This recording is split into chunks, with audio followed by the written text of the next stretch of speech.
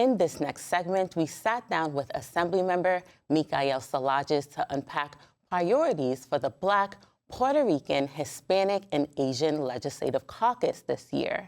The caucus is about 80 members strong and has released what they call the People's Budget Framework, focused on agency and action. Here's that interview. Thank you so much for joining me here today, Assemblymember. Well, thank you. And, you know, as chair of the Black, Puerto Rican, Hispanic, and Asian Caucus, I wanted to get your understanding of what your priorities are for this legislative session this year. Well, we're in an important time and space right now when it comes to New York history and even in the history of our country. Our communities are under attack, whether it's Black, Hispanic, Puerto Rican, or Asian. We are looking for opportunity in this state. So this year, we have come out with budget priorities. We call them, our fun tagline is the People's Budget Framework, and the tagline under that is agency and action, because we need to make sure that people have the opportunity to uplift themselves. And so our priorities are from the list of many things, including, and just talking big picture, ensuring that we have enough revenue to fund programs, ensuring that people have housing, access to health care, education, childcare. The list goes on. It's a quite a big document, but we have many top priorities that we feel we can get done in this session. Yeah, and I did get a chance to look through the People's Budget, and I saw a focus on affordability, which of course is a main focus this year. The governor has highlighted affordability being one of her priorities in her executive budget and State of the State address. So I wanted to get your understanding of, you know, what the strategy will be to get the governor to where your caucus is in terms of addressing affordability in the state. I think affordability is one of the top priorities for all New Yorkers, and we saw it in this last election. People went to the ballot box, you know, calling for affordability. And so we are aligned with some of the initiatives that were presented in the executive budget, but with our People's Budget, we call for increased funding for childcare. We want to make sure that we are looking at the foundation aid formula and targeting it towards communities of need, especially in low wealth communities. We know that depending on your zip code, you don't get access to quality education, and so we want to ensure that the foundation aid formula is targeting, you know, English language learners, those students with disabilities and great needs, homelessness, foster care youth, you know, those items. And so, you know, we're calling for additional monies for that. And, you know, there are a lot of priorities that you outlined. So I'm curious, because the body is pretty large in its nature, it's about 80 members. So how do you manage the individual interests of the members with the overall goal of the caucus at the forefront of your work? It's all about collaboration. I am grateful to be working with so many members who truly care about their communities. And our caucus is very diverse. We have people from Buffalo all the way to Montauk. We even have, you know, Democrats and Republicans working side by side together to put forth the initiative. And we, at times, struggle to collaborate, but at the end of the day, we realize that our communities need additional resources and support, and that people of color are not a monolith. There are those who are in poverty and those who are well off, and the only way that we can advance all of us and uplift all of us is that we make sure that we work together. It's very simple.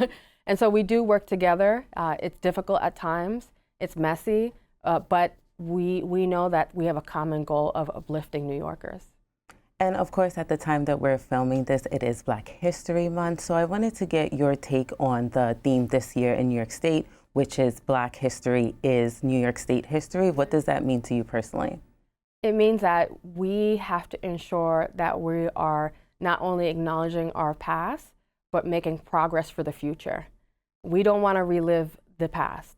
We want to ensure that our communities are gaining access to resources, support, help, and leading a future that will be sustainable and resilient. We know that in our communities, especially for African Americans, the statistics are against us and not in our favor. And so there are many times where we are looking at policy and calling for systematic changes. You could see just the other day, the murder of Robert Brooks, someone who was incarcerated. He was murdered, and as a caucus, we're calling for we're calling for accountability. We're calling for justice, and in this Black History Month, it reminds us that we've made progress, but there's so much more that we have to do for folks, especially the most marginalized of us. Absolutely. And also at the time that we're filming this, you're gearing up for the 2025 conference of the New York State Association of Black, Puerto Rican, Hispanic, and Asian legislators. And I understand that you're going to be leading some workshops in that conference. So can you tell us about that? So the People's Budget document, which is readily available on our website, and I encourage everyone to read it, is a document that we take months and months to formulate. And when the caucus weekend happens, the Legislative Caucus has the opportunity to present our final budget document to the public. And so we encourage people to attend our workshop. It's usually in the morning because we want to kick off with priorities and policy. And we have conversations about what's important to the caucus, from housing to criminal justice. We present the budget book, and people can take it home, they can digest it online, but it's an opportunity for us to speak to our community through a workshop. And then we also have other items, receptions that we participate, but the People's Budget Workshop is our main priority because we want people to help us push this legislative agenda right here in this session. Sounds really exciting. And I know that you were also the assembly sponsor of the bill that formed the State Commission to study reparations. Now the commission is hard at work. They've been having their first few meetings, public hearings. So I wanted to get your take on, what you're hoping the commission will achieve in the next year. I know they're going to be coming out with a report soon. I'm just excited. Reparations has always been a foreign concept, but we've made it a reality here in New York State. And the commission, which will be presenting also during caucus weekend and many times after, is really doing a good job at engaging folks, New Yorkers, doing outreach, public hearings, networking. They're doing what's necessary to ensure that we come up with a document that represents New Yorkers' feelings on reparations. And so it's really exciting. I love to see them do their work.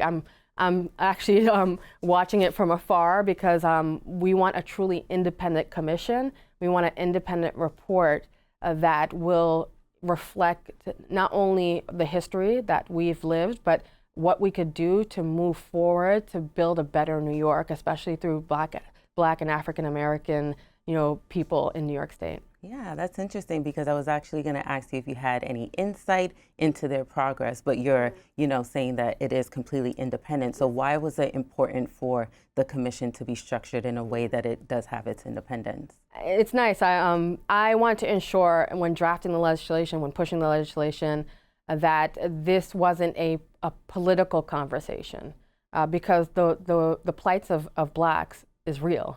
And it's something that we need to, the systematic injustice that we experience, we need to dismantle. And so this commission is going to do that. I hope that they do that. I feel that they are moving in the right direction, and they are working to ensure that there's a report that's independent, that actually looks at the policies and issues that need to be changed and come up with concepts that really can move us forward. And so, it was important for it to be obviously everything is political, but not to be confined by the political constraints that maybe like myself or other elected officials live by. And what are you hearing from your own constituents or New Yorkers about how they're feeling about the work of the commission?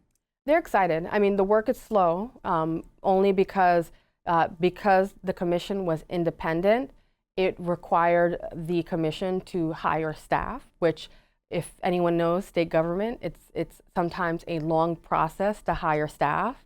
And since the commission is, there's not like reparations is happening in every other state. There's only one state that actually has come up with a reparations report. So this is new territory. And so the commission, had to hire staff. They had to figure out themselves where they stand. They had to, schedule meetings. They have to, go and figure out what part of the state they're going to visit next. So it's a long process, sometimes tedious process. And again, this is something that they're building from the ground up. So it's going to take time. I know that when we originally passed the legislation, we put a timeline in it because our worry was that it wasn't going to happen. And we wanted to ensure that this independent commission was able to form and come together quickly and come up with a report quickly, because we can't wait. Our communities are suffering. And so I feel that the commission is doing a good job with building up from scratch and moving forward to coming up to creating a report that could really be impactful for our communities. And once you have that report, how are you hoping that it will impact the way that you legislate here in Albany? It's important to have that report because it's going to be a direct line to what New Yorkers wanted. And so now we have, the tools and weapons needed to break down systematic racism in our communities. And so it's going to be exciting to be able to get that report and point to actionable items. And lastly, what are some of your long-term goals for the caucus? Where are you hoping to see it land in the next 5 to 10 years? Well, I hope that the caucus grows. The caucus originally started off with 4 members. This is back 54 years ago. So now we have almost 80 members, which is very exciting. And I hope that the caucus grows in numbers, which is going to reflect the people of the state. With regards to policy, I'm excited that in the caucus we have a lot of chairs. Obviously we have legislative leaders like the great Speaker Hasty and our Senate Majority Leader Andrea Stewart-Cousins. But I want to see more caucus members in leadership and chairmanships in different positions, both in the legislature and also outside the legislature. The caucus is very involved in appointments, and so we want to make sure that representatives within state government, like commissions, leaders of state agencies, are also reflective of the population, which is mostly majority minority. So I'm excited to see people of color gain power and then manipulate power to the benefit of all New Yorkers.